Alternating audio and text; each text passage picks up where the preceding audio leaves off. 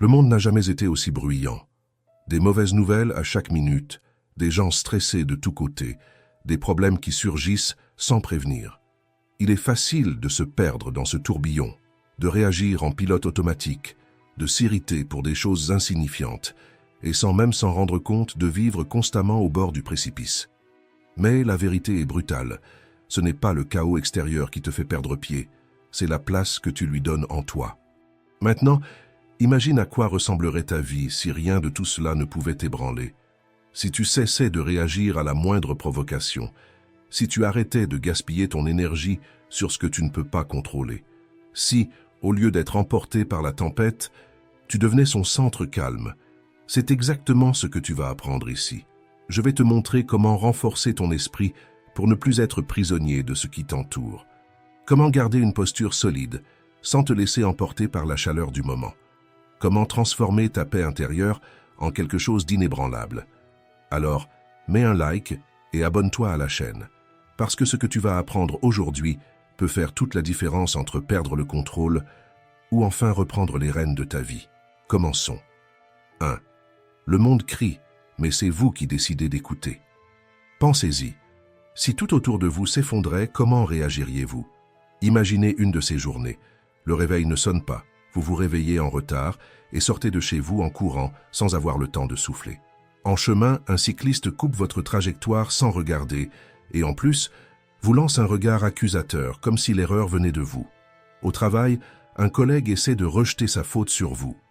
Et quand enfin vous rentrez chez vous, épuisé, aspirant au silence, votre voisin décide de transformer son salon en discothèque. À ce moment-là, l'irritation monte en vous comme un grondement de tonnerre. Il semble impossible de ne pas perdre le contrôle, n'est-ce pas? Faux. La vérité, c'est que personne ne peut vous faire perdre votre calme sans votre permission. Le stoïcisme nous enseigne que la vie est pleine de contrariétés, mais que le dernier mot sur la manière dont vous réagissez vous appartient toujours. Le monde regorge de situations qui mettent votre patience à l'épreuve. Des files d'attente interminables, des gens grossiers, des imprévus, des exigences excessives. Mais il y a une distinction fondamentale. Ces choses sont hors de votre contrôle, tandis que votre réaction, elle, ne l'est pas. Pensez à un miroir. Si quelqu'un lui fait une grimace, le miroir ne réagit pas, il se contente de refléter. Que se passerait-il si votre esprit était comme ce miroir? Si, au lieu d'absorber chaque provocation, chaque situation irritante, vous vous contentiez de refléter sans vous laisser affecter. L'empereur romain Marc Aurèle, qui a dû faire face à des trahisons et des guerres tout en gouvernant, comprenait cela profondément. Il a écrit « Si quelqu'un t'irrite, sache que c'est ton esprit qui lui permet de t'irriter. » Et il avait raison. Si la colère était automatique, tout le monde réagirait de la même manière aux mêmes événements. Mais ce n'est pas le cas. Une critique au travail, certains explosent, d'autres réfléchissent. Une voiture qui vous coupe la route, certains crient, d'autres continuent leur chemin sans se laisser affecter. Cela prouve que le problème ne vient pas de ce qui se passe, mais de la manière dont nous l'interprétons. La bonne nouvelle, si vos réactions sont apprises, alors vous pouvez les reprogrammer. Et la première étape consiste à créer un espace entre ce qui arrive et la façon dont vous y répondez. La prochaine fois que quelque chose tente de vous voler votre paix intérieure, arrêtez-vous. Respirez. Demandez-vous, est-ce que cela mérite que je m'épuise émotionnellement? La plupart du temps, la réponse sera non. Le retard finira par passer. Le conducteur pressé disparaîtra de votre vie en quelques secondes. Le bruit du voisin cessera. Mais votre paix intérieure, elle peut durer aussi longtemps que vous le décidez. Et c'est cela, la véritable liberté. Ne pas éviter les problèmes, mais ne pas en devenir l'esclave. Épictète, un philosophe né esclave, a été battu par son propre maître. Mais même à cet instant, il a affirmé « Tu peux attacher ma jambe, mais même Zeus n'a pas le pouvoir de briser ma liberté de choix. » Si lui, dans une situation extrême, a réussi à préserver sa paix intérieure, imaginez ce que vous pouvez accomplir dans votre quotidien. Le monde peut vous mettre sous pression, mais votre esprit reste votre territoire. 2. Le stoïcisme est votre bouclier contre le chaos.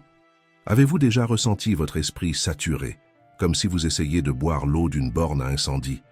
Chaque seconde apporte une nouvelle alerte, une nouvelle crise, une nouvelle raison de s'inquiéter.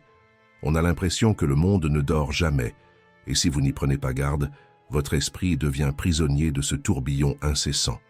Mais voici la vérité.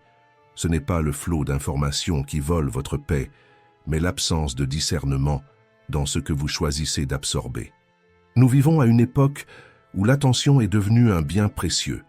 Les entreprises dépensent des milliards pour capter chaque seconde de votre regard, utilisant des algorithmes, des titres sensationnalistes et des discours enflammés qui suscitent la peur, l'indignation et l'anxiété. Si vous ne définissez pas un filtre, vous finissez par réagir à tout de manière automatique, emporté par la frénésie de la société moderne, sans même réaliser que vous perdez le contrôle de vos propres pensées et émotions. Le stoïcisme offre une issue à ce piège. Il nous enseigne que notre esprit ne peut pas être une maison aux portes ouvertes, où n'importe quelle pensée entre et s'installe. Nous devons être sélectifs, établir des barrières pour protéger notre clarté mentale. Si nous ne filtrons pas ce que nous consommons, nous laissons des forces extérieures dicter nos émotions, nos comportements et même nos croyances. La grande question n'est pas d'éviter l'information. Cela serait impossible. Le monde restera agité, rempli de stimuli et de distractions. Mais ce que vous pouvez contrôler, c'est votre réponse à cela. Les stoïciens croyaient que la véritable liberté réside dans la discipline de l'esprit, dans le pouvoir de choisir sur quoi porter son attention et ce qu'il faut tout simplement ignorer. Comme le disait Sénèque, si vous ne savez pas où vous allez, aucun vent ne sera favorable.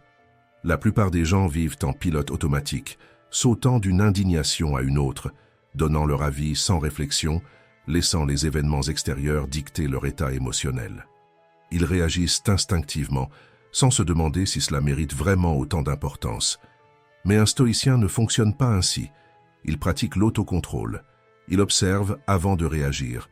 Il ne gaspille pas son énergie sur ce qui n'en vaut pas la peine. Combien de fois vous êtes-vous déjà irrité pour quelque chose qui, le lendemain, n'avait plus aucun sens? Combien de discussions inutiles ont épuisé votre énergie? Combien de fois vous êtes-vous laissé submerger par une nouvelle alarmante pour finalement découvrir qu'elle n'avait aucun impact réel sur votre vie? Le problème n'a jamais été la quantité d'informations disponibles, mais votre incapacité à ignorer ce qui ne mérite pas de place dans votre esprit. Si vous voulez préserver votre clarté mentale et votre paix intérieure, vous devez avoir un objectif bien défini. Sans cela, vous devenez un bateau à la dérive, emporté par n'importe quel courant émotionnel. Un stoïcien ne cherche pas un monde sans bruit. Il apprend à ne pas laisser ce bruit lui voler sa tranquillité.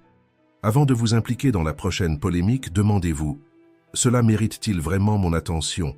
Ou suis-je simplement en train de me laisser aspirer par le chaos ?» La véritable force ne réside pas dans le fait de tout savoir, mais dans celui de savoir ce qu'il faut laisser passer. 3. Écrivez votre force, le pouvoir du journal stoïcien. Vous êtes-vous déjà senti comme si la journée était passée en un clin d'œil, vous laissant avec l'impression que votre esprit était plus en désordre qu'un placard mal rangé? Ou bien vous êtes-vous réveillé avec des pensées éparpillées, comme si vous essayiez de capter une station de radio pleine d'interférences, où toutes les fréquences se superposent sans que rien n'ait de sens? La véritable question ne réside pas seulement dans la quantité d'informations que nous affrontons quotidiennement, mais dans la manière dont nous les traitons et leur donnons du sens. Lorsque les pensées s'accumulent sans organisation, elles deviennent un fardeau invisible, consommant notre énergie mentale et compliquant nos décisions. C'est comme chercher un document important au milieu d'une pile de papier en désordre. On perd du temps, de la patience, et bien souvent, l'essentiel nous échappe. Le journal stoïcien peut être comparé à un organisateur personnel qui transforme ce chaos intérieur en clarté. Il ne s'agit pas seulement de noter ce qui s'est passé dans la journée ou d'exprimer ses émotions, mais bien de structurer ses pensées et de donner du sens aux expériences vécues. Lorsque nous écrivons, nous matérialisons ce qui est diffus dans notre esprit, révélant des schémas, des leçons et des priorités qui nous échappaient auparavant. C'est le même effet que lorsque l'on range un bureau encombré. En plaçant chaque objet à sa place, l'espace devient plus léger et l'on distingue clairement ce qui compte réellement. Cette pratique ne se limite pas à apaiser l'esprit. Elle renforce aussi notre capacité d'autoréflexion et de connaissance de soi. Plutôt que de simplement revivre la journée en mots, le journal devient un outil actif de croissance personnelle. Des questions comme « Qu'ai-je réellement appris aujourd'hui ? Quelles actions m'ont rapproché de mes objectifs? Et que dois-je abandonner pour avancer? Ne sont pas de simples exercices d'écriture, mais de puissants déclencheurs qui orientent la pensée vers l'évolution. Ces interrogations agissent comme un phare, éclairant le chemin et empêchant de répéter sans cesse les mêmes erreurs. On peut comparer ce processus au travail d'un jardinier. Pour qu'un jardin s'épanouisse, il ne suffit pas seulement de planter de nouvelles graines. Il faut aussi arracher les mauvaises herbes qui étouffent la croissance des plantes saines. De la même manière, en notant vos réflexions, vous distinguez l'essentiel du superflu, permettant ainsi à vos meilleures idées et perceptions de s'épanouir. C'était la pratique quotidienne de Marc Aurèle, l'un des plus grands représentants du stoïcisme. Il consacrait ses soirées à l'écriture de son journal, non pas pour se glorifier ou consigner ses exploits, mais pour réaffirmer les principes qui guidaient sa vie. Au milieu des responsabilités d'un empereur, il utilisait l'écriture comme un moyen de se rappeler l'homme qu'il aspirait à être, s'assurant que son caractère restait intact face aux tentations et aux défis du pouvoir. Dans un monde où l'esprit est en permanence assailli par des informations et des distractions, prendre le temps d'écrire est un acte de courage et de soin envers soi-même. C'est une manière de reprendre le contrôle de ses propres pensées avant qu'elles ne soient façonnées par le tumulte extérieur. Après tout, si vous n'êtes pas l'architecte de vos propres idées, quelqu'un d'autre le sera. Et ce quelqu'un n'aura pas toujours vos meilleurs intérêts à cœur. 4. Le pouvoir de choisir le calme. Imaginez être le chef d'orchestre de votre propre esprit, dirigeant vos émotions avec la fermeté de celui qui choisit l'harmonie, même lorsque le monde joue un rythme chaotique. Au lieu de vous laisser emporter par des impulsions passagères, considérez chaque situation irritante comme une occasion de réaffirmer votre pouvoir intérieur.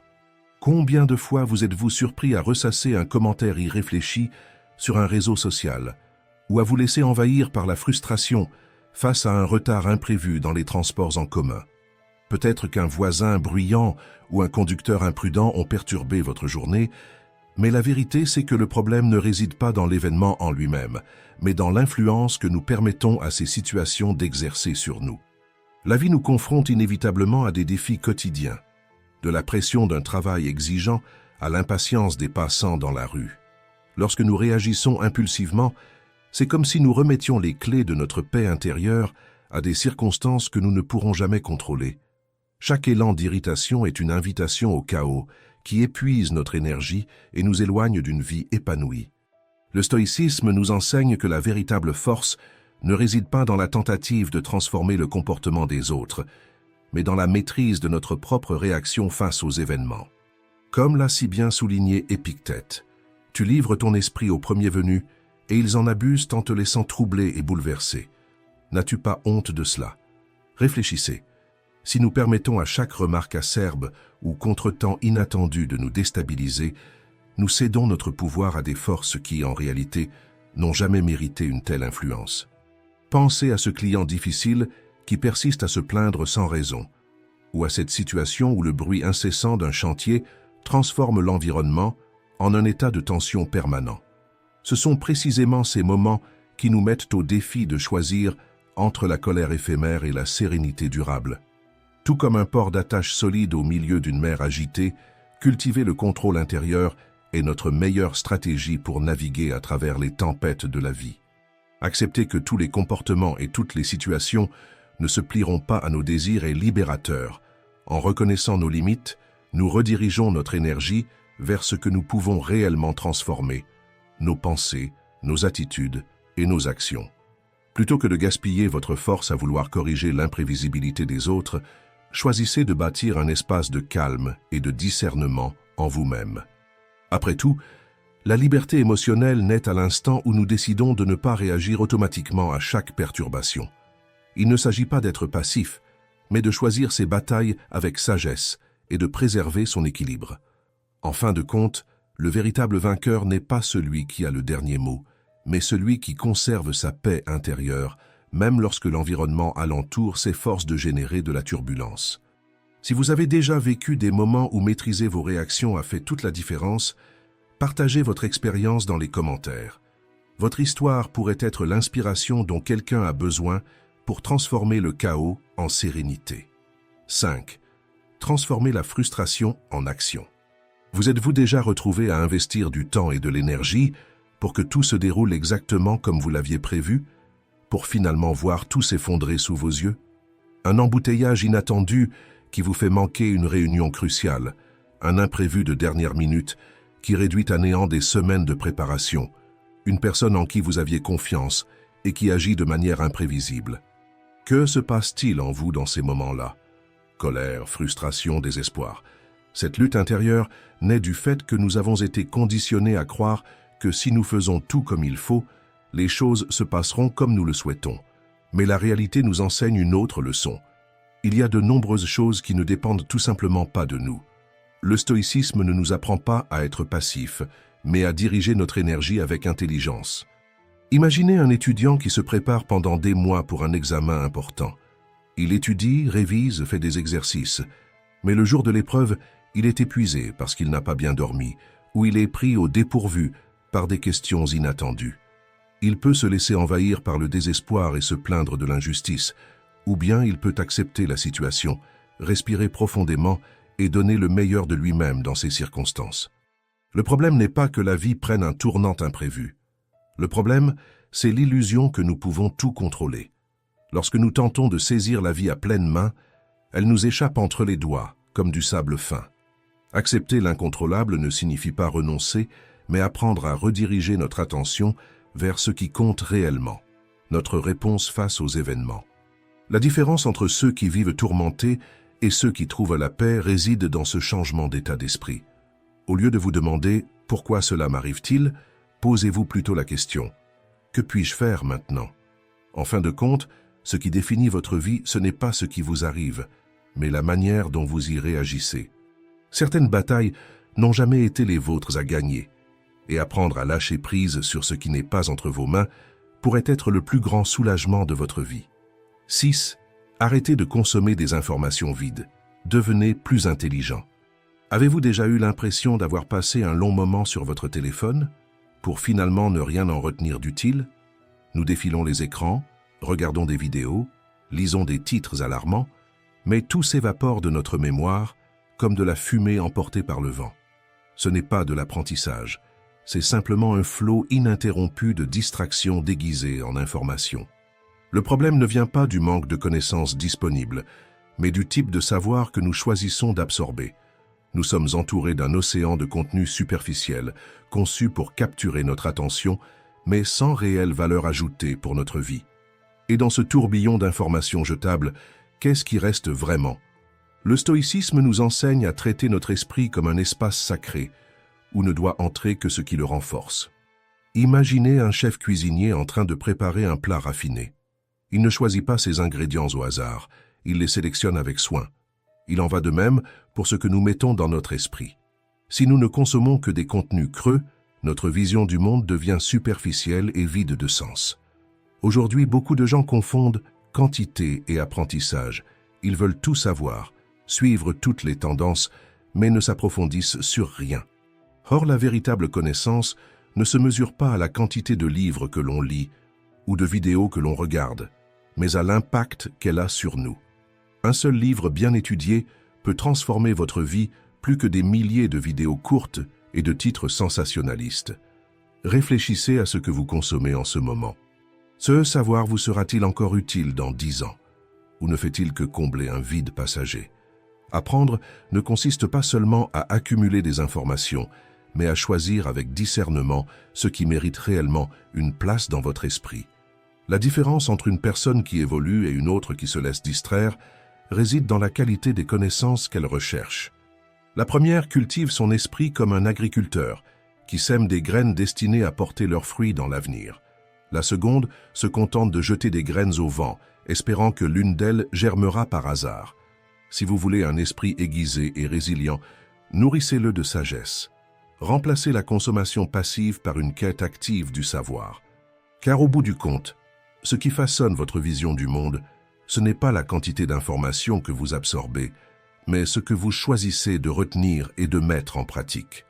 7. Votre plus grand obstacle peut être votre plus grande opportunité. Combien de fois avez-vous pensé à abandonner parce que quelque chose semblait impossible? Peut-être un projet qui s'est effondré avant même de décoller, une opportunité qui vous a échappé des mains ou une période difficile qui a tout rendu insensé.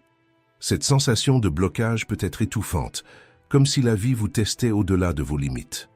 Mais si ce blocage n'était pas un signal pour arrêter, mais plutôt une invitation à grandir, les stoïciens croyaient que chaque obstacle dissimule une leçon.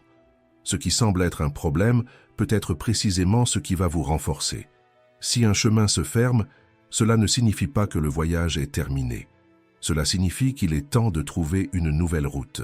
La véritable erreur n'est pas d'affronter des difficultés, mais de croire qu'elles marquent une fin plutôt qu'un nouveau départ. Pensez-y, un étudiant qui n'affronte jamais de questions difficiles ne développe jamais son intelligence. Un entrepreneur qui ne rencontre aucun défi n'apprend jamais à innover. Une vie sans résistance engendre la fragilité. Face à un obstacle, il n'existe que deux choix, rester paralysé ou s'adapter. Le problème n'est jamais la chute, mais ce que vous faites après vous être relevé.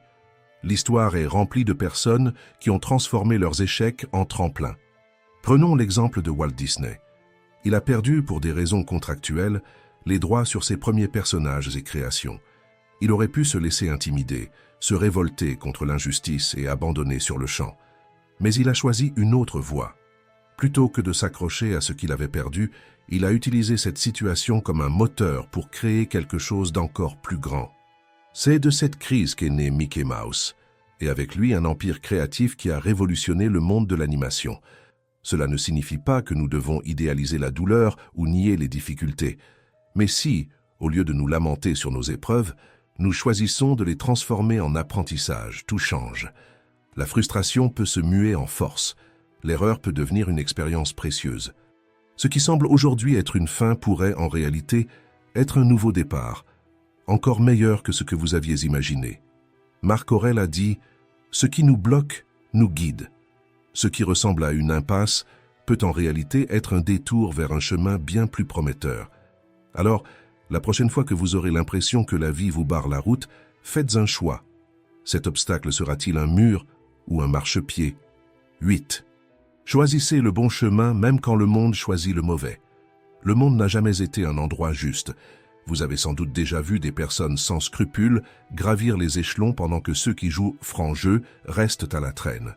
Au travail, dans votre cercle social, voire au sein même de votre famille, il y a toujours ceux qui trichent, manipulent et profitent de la bienveillance des autres. La question qui se pose alors est la suivante.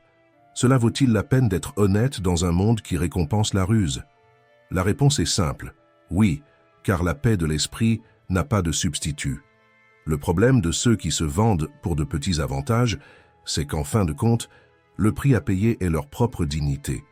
Vous pouvez peut-être gagner quelque chose aujourd'hui, mais sur le long terme, ceux qui se plient trop aux règles des autres finissent par se briser de l'intérieur. Les stoïciens nous enseignent que nos valeurs ne doivent pas dépendre de l'environnement qui nous entoure. Rester intègre, ce n'est pas être naïf, c'est être intelligent.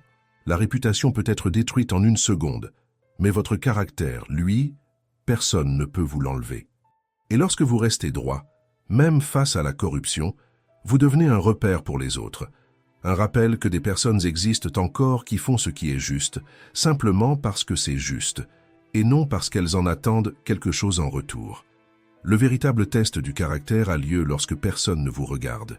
Vous pouvez vous mentir à vous-même un certain temps, justifier de petites concessions, mais au fond, vous saurez toujours qui vous êtes réellement.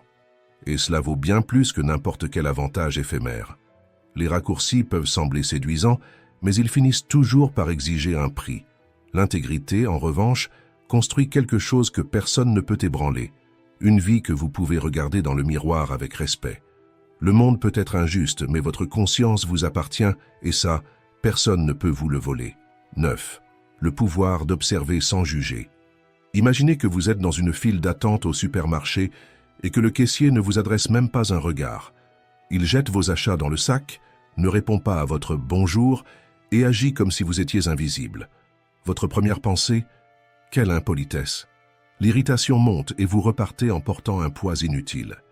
Mais si ce caissier était en train de traverser un moment difficile, et s'il venait tout juste d'apprendre une mauvaise nouvelle, ce qui nous blesse, Ce n'est pas seulement la situation en elle-même, mais l'histoire que nous racontons à son sujet. Nous interprétons, nous supposons, et sans même nous en rendre compte, nous gâchons notre propre journée pour quelque chose qui, peut-être, n'avait rien à voir avec nous.